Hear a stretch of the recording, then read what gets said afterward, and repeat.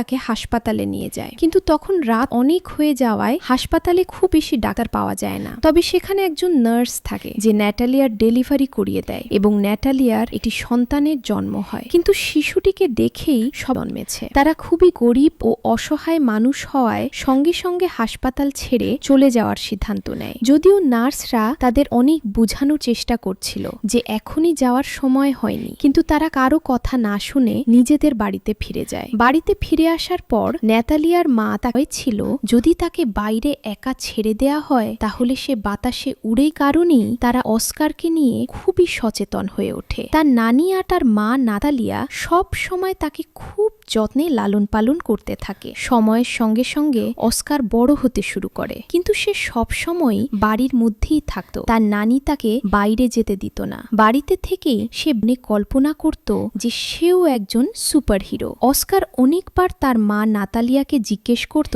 কেন তারা তাকে বাইরে যেতে দেয় না, কিন্তু তার মা এসব প্রশ্ন এড়িয়ে যেত। জানালার ফাঁক দিয়ে সে প্রায়ই বাইরে তাকিয়ে মানুষজনকে দেখত, নিজের মতো বাচ্চাদেরও দেখত যারা স্কুলে যাচ্ছে। খেলাধুলা করা, হাসি খুশি শিশুদের দেখে তার চোখ ভরে উঠত। সে মুক্ত জীবনকে খুব মিস করত। ওখানেই বন্দী হয়ে থাকবে। একদিন ঘরের এই সীমাবদ্ধতায় দেখে ফেলে এবং খুব রেগে যায়। এই ঘটনাটি দেখার পর তার নানি সব জানালা সিল করে দেয় এবং অস্কারকে স্পষ্টভাবে বুঝিয়ে দেয় যে সে কখনোই এই বাড়ির বাইরে যেতে পারবে না। সে স্কুলে যাওয়া অন্য বাচ্চাদের মতো হতে পারবে না, বরং বাড়িতেই থেকে পড়াশোনা করবে। এ কথা শুনে অস্কারের মার আইডিয়া ছিল অস্কার যদি এই পাথরগুলো পকেটে রাখে তাহলে সে নিচে নামতে পারবে। এই পরিকল্পনাটা সত্যিই কাজে লাগে আর অস্কার ধীরে ধীরে নিচে নেমে আসে। এভাবেই তাদের মধ্যে এক গভীর বন্ধুত্ব গড়ে ওঠে। অস্কার আগাতাকে বলে, তুমি কথা দাও, এই বিষয়টা গোপন রাখবে এবং কাউকে কিছু বলবে না। অন্যদিকে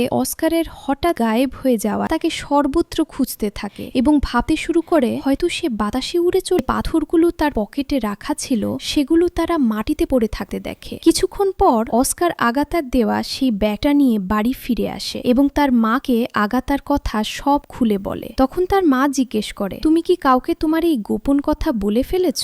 অস্কার তখন তার মায়ের সঙ্গে মিথ্যে বলে যে সে কাউকেই কিছু বলেনি। এরপর অস্কার আর আগাতা অনেক দিন ধরে নিয়মিত একে অপরের সঙ্গে যে আগাতা আসলে সেই গোপন রহস্যটা জেনে গেছে। সেই দিন থেকেই নাতালিয়া অস্কারকে আগাতার সঙ্গে দেখা করতে নিষেধ করে দেয়। আগাতা অনেকবার অস্কারের সঙ্গে দেখা করার জন্য তাদের বাড়িতে আসে, কিন্তু নাতালিয়া তাকে দরজায় দাঁড়িয়েই ফিরিয়ে দেয়। এতে আশপাশের লোকজন সন্দেহের চোখে তাদের দেখতে শুরু করে। তাদের মনে হতে থাকে অস্কারের মা আর নানি হয়তো তার সঙ্গে খারাপ ব্যবহার করছে, তাই তারা অস্কারকে বাড়ির বাইরে খুব কমই বের হতে দিত, এমনকি তাকে স্কুলেও পাঠানো হতো না। এই বিষয়টি প্রতিবেশীরা পুলিশকে জানিয়ে দেয়। পরদিন পুলিশ তাদের বাড়িতে এসে সতর্ক করে দেয় যে আগামী দিন থেকেই অস্কারকে স্কুলে পাঠাতে রহস্যের ওপর দাঁড়িয়েছিল। অস্কার আর তার মা একে অপরের খুব যত্ন নিত, কিন্তু ধীরে ধীরে অস্কার তার এই জীবন থেকে একেবারেই ক্লান্ত হয়ে পড়ে। এতদিন ধরে